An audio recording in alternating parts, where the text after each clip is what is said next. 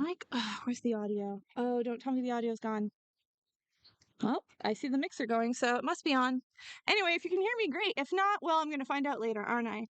Anyway, I'm Liz Barcelos. This is the West Regional Quad Ball Championship. On the left, we have the Silicon Valley Vipers, hailing from Silicon Valley, California. On the right, we have Mile High Quidditch Club, hailing from Colorado. And we're about to get some quad ball started.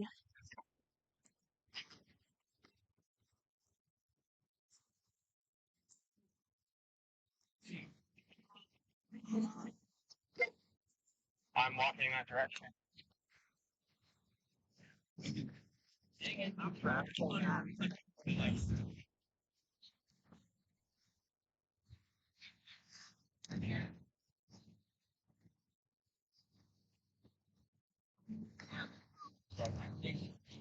All right, looks like we have head referee Danica Liu, and a Salt Lake City Hive ref crew. And things are looking like they're about to kick off. For those of you who missed the last game, it was a thrilling game that ended on a golden goal with Seattle Quidditch Club coming out ahead by a nose, 130 to 125 over defending West Club champion Anteaters Forever. Exciting little rematch there. These two teams, I don't know the last time they played each other, but it has been a hot minute, so can't wait to see how this matchup plays out in front of us.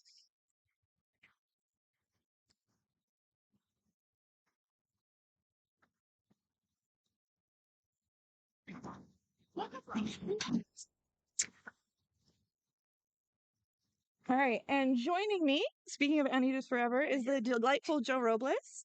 Thank you, Liz. No worries. We're just about getting ready to start. Great game last game, like super tight, like. Thank you. We played in a very close game, lost by 1 point to Seattle Quidditch Club, and they really started strong. And though we picked it up at the end, their strong start really just overwhelmed us. We couldn't catch up. Yeah, that flag catch y'all made was clutch. Okay, so what are we looking at? We're looking at. This is Mile High is over here. Wonderful. Yeah. Looks like Vipers will start with the quad ball. Max Howard, right? Yeah. I want to say I need to find all these names. Max Howard. All good. I know the Vipers, so if you want to focus on Mile High, I will look at some Mile High players. Yeah. What's up? Camera died. The camera died?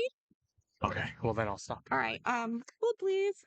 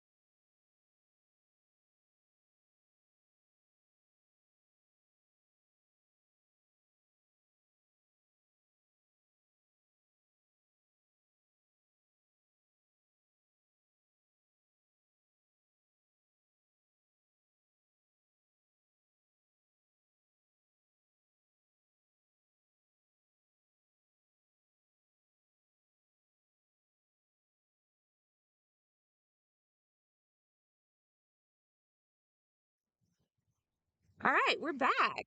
All right, so shout out to Michael Goldman, both playing and dealing with our hiccups. Unfortunately, you missed a great goal by John Bidstrup for the Vipers, which puts the score at, oh, it's 20? 20-0. Yeah, John has scored both goals for the Vipers. One was a fast break due to his beaters just making lanes, and one he just found a shot from right outside the keeper zone, doing it Nice. all. 27 from Mile High is going to go wide to, I wish I could see the number, 27. Wow, 27 tries to go into the hoop, and Max Howard's going to block from behind the hoop, recovers, goes, no blooders in front of him, no beaters in front of him, passes and scores. Olivia Watkins, you cannot leave Max or Olivia open. They are both two of the Vipers' biggest threats. I feel like we're going to hear Max to Olivia a lot over this first line. San Francisco Fog, and like same thing happening there. A lot of history together. The leading goal scorer for the Vipers subs out John Birchup, and in comes Jacob Ellis. And Mile High Quidditch with the quad ball here, led by their keeper, number 27. I wish I could see your name. Oh, is it Monjoy? Is that what that says? 99 to Marks. That's Matthew Monjoy, I think. All right, Matthew Monjoy goes out wide.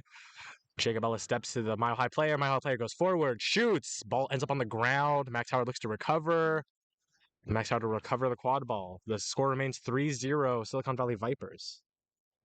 Monjoy, you're right, Monjoy. Matthew Monjoy, the keeper for Mile High, has been in the entire start of this game. He is the ball carrier so far for the team. They've yet to find any success. We'll look to see what can change for Mile High Quidditch.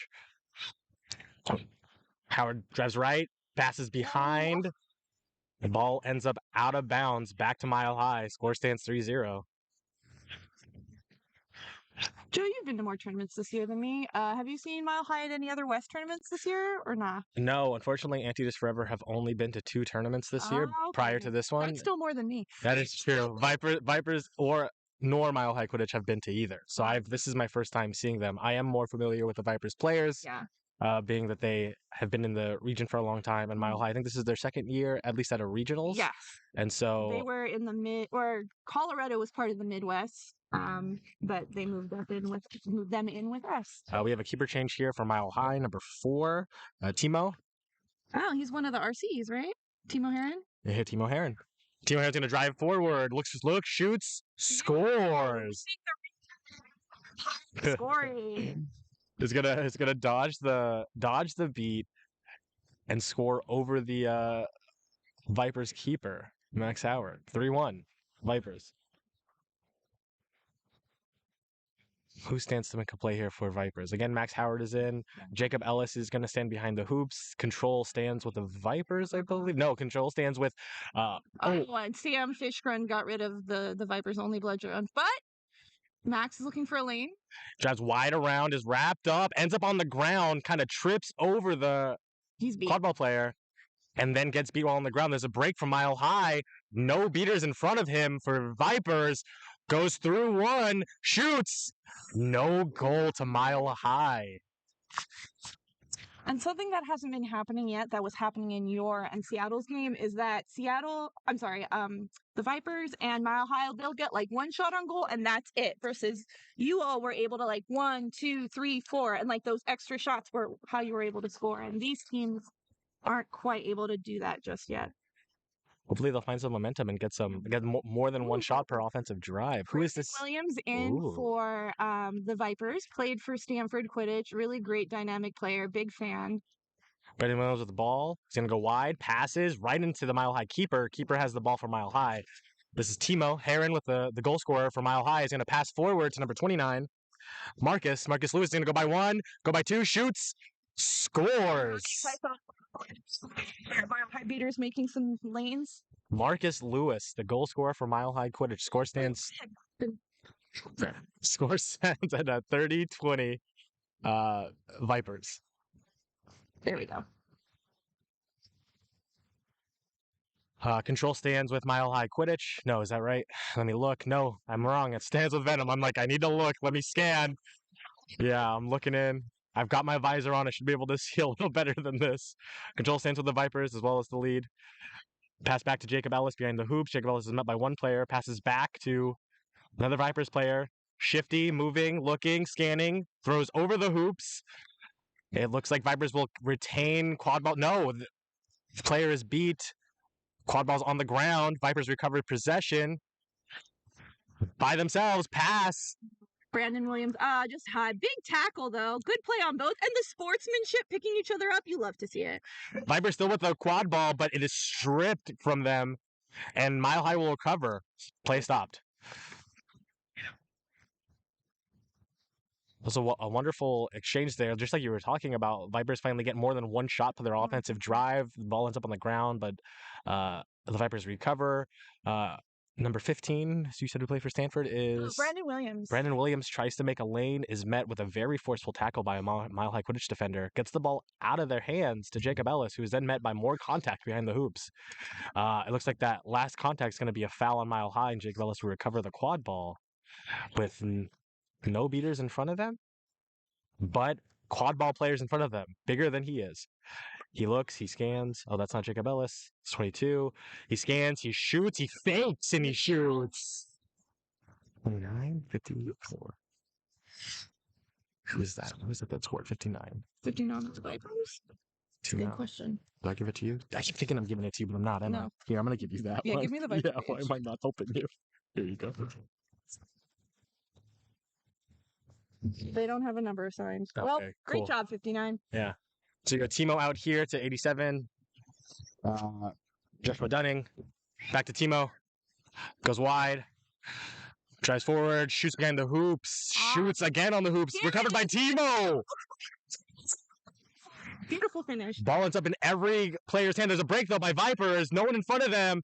Scored by the Stanford alum. Looks like it's going to be 40, 50, 30 Mile High. Yep.